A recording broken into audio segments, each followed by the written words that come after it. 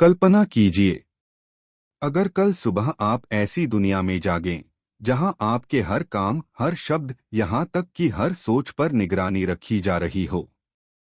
न कोई प्राइवेसी, न कोई आजादी, बस हर वक्त आपकी परछाई की तरह पीछा करती हुई आंखें। डरावना है न? लेकिन यह सिर्फ कल्पना नहीं है। यही है जॉर्ज ऑरवेल की मशहूर किताब 1984 की दुनिया। और आज मैं आपको उस दुनिया में ले चलूंगा, सिर्फ एक उबाऊ सारांश की तरह नहीं, बल्कि ऐसे जैसे आप खुद इस कहानी को जी रहे हों। इस सफर के अंत में आप जानेंगे कि यह किताब सिर्फ पढ़ने के लिए नहीं है, बल्कि यह उन लोगों के लिए है जो अपने जीवन को सचमुच बदलना चाहते हैं। क्यों पढ़े 1984? मैं आपको विंसटन स्मिथ की कहानी बताऊंगा। लेकिन उससे पहले एक सवाल, क्यों एक ऐसी किताब पढ़ी जाए जो 1949 में लिखी गई थी? क्या वो अब पुरानी नहीं हो चुकी? नहीं।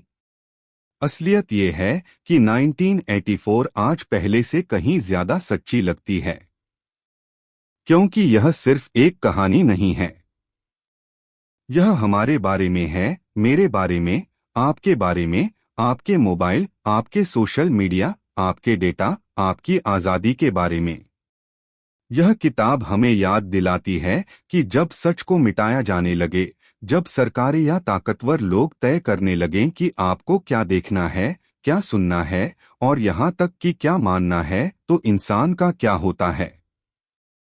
इसे पढ़ना वैसा है जैसे अंधेरे कमरे में अचानक रोशनी जल उठे और आपको दिखने लगे वो छुपी हुई ताकतें जो आपकी दुनिया को आकार दे रही हैं। और इसका फायदा, आप कभी भी चीजों को आंख मूंद कर मानना बंद कर देंगे। आप सवाल करेंगे, आप सोचेंगे, आप विरोध करेंगे।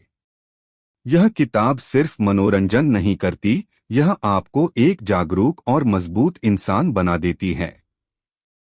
कहानी मिलिए विंसटन स्मिथ से।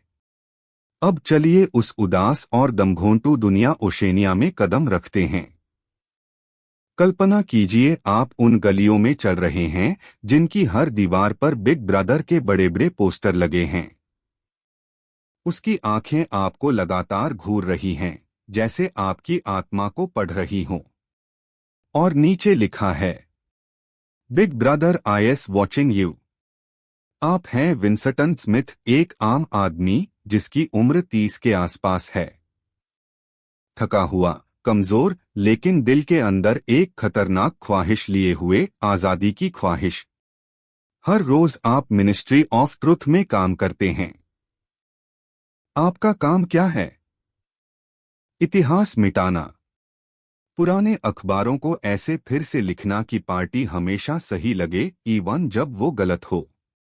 अगर पार्टी कहे कि 2+2 5, तो आपको मानना होगा। अगर पार्टी कहे कि कल कभी हुआ ही नहीं, तो आपको उसे भूलना होगा। जरा सोचिए, अगर कल कोई आपसे कहे कि आपका बचपन, आपकी यादें, आपका पूरा अतीत कभी था ही नहीं, और आपको मजबूरी में मानना पड़े। यही विंसटन की दुनिया है। विंसटन का विद्रोह। लेकिन उसके अंदर की आत्मा हार मानने वाली नहीं है। वो चोरी छुपे अपनी डायरी में लिखता है, डाउन विथ बिग ब्रदर। यह छोटा सा कदम उसे मौत दिला सकता है, लेकिन फिर भी वो लिखता है। क्यों? क्योंकि झूठ से भरी दुनिया में भी इंसान का दिल हमेशा सच चाहता है। कुछ समय बाद उसे जूलिया मिलती है, एक लड़की जो पार्टी से नफरत करती है। दोनों चोरी छिपे मिलते हैं, प्यार करते हैं, आजादी के सपने देखते हैं।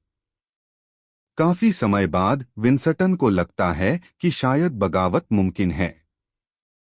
लेकिन ओशेनिया में कुछ भी हमेशा छुपा नहीं रह सकता। जाल।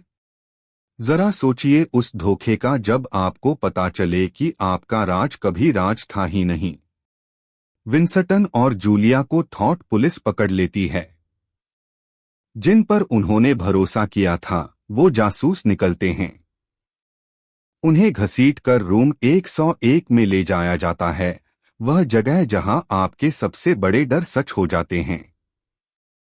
विंसटन के लिए यह डर है चूहे। पार्टी उसका सामना उससे करवाती है जब तक कि उसकी आत्मा टूट नहीं जाती।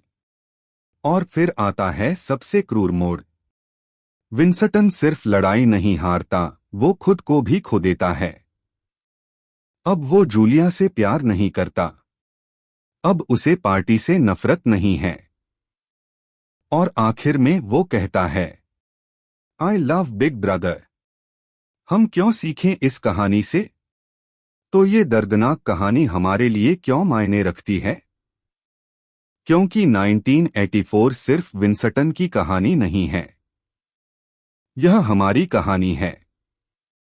हर बार जब हम बिना सोचे घंटों स्क्रॉल करते हैं, हर बार जब हम अखबार की सुर्खियां बिना सवाल किए मान लेते हैं, हर बार जब हम सुविधा के बदले अपनी प्राइवेसी बेच देते हैं, हम थोड़े और ज्यादा ओशेनिया जैसे बन जाते हैं।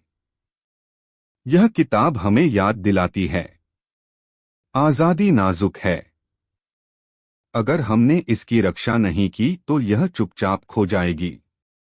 सच की अहमियत है, इसके बिना हम कठपुतली बन जाते हैं। विरोध की शुरुआत भीतर से होती है। एक विचार भी तानाशाही के खिलाफ ताकतवर होता है। 1984 पढ़ने के फायदे। तो इस किताब से आपको क्या मिलता है? जागरूकता, आप अपने आसपास के नियंत्रण और चालबाजी को पहचानने लगते हैं। आलोचनात्मक सोच, आप हर बात यूं ही मानना बंद कर देते हैं। आजादी का मूल्य, आप समझते हैं कि प्राइवेसी, प्यार और सच कितने कीमती हैं। हिम्मत, यह आपको इतना मजबूत बनाती है कि आप अपना सच बोल सकें, इवन जब वो सबको पसंद न आए। यह किताब एक दर्पण की तरह है। एक बार इसमें झांकने के बाद आप समाज और खुद की हकीकत को कभी अनदेखा नहीं कर पाएंगे। अंत में प्रेरणा। तो मेरे दोस्तों, 1984 सिर्फ एक उपन्यास नहीं है, यह एक चेतावनी है, यह एक नक्शा है, यह एक अलार्म है। अगर आप इसे पढ़ने का चुनाव करते हैं तो आप सिर्फ विंसटन की लड़ाई नहीं पढ़ेंगे, आपका अपना दिल भी आजादी के लिए धड़कने लगेगा। और शायद, सिर्फ शायद, आप भी इस छलकपट भरी दुनिया में अपने सच की रक्षा करना चुनेंगे। क्योंकि याद रखिए, झूठ से भरी दुनिया में सच बोलना सबसे बड़ा विद्रोह है।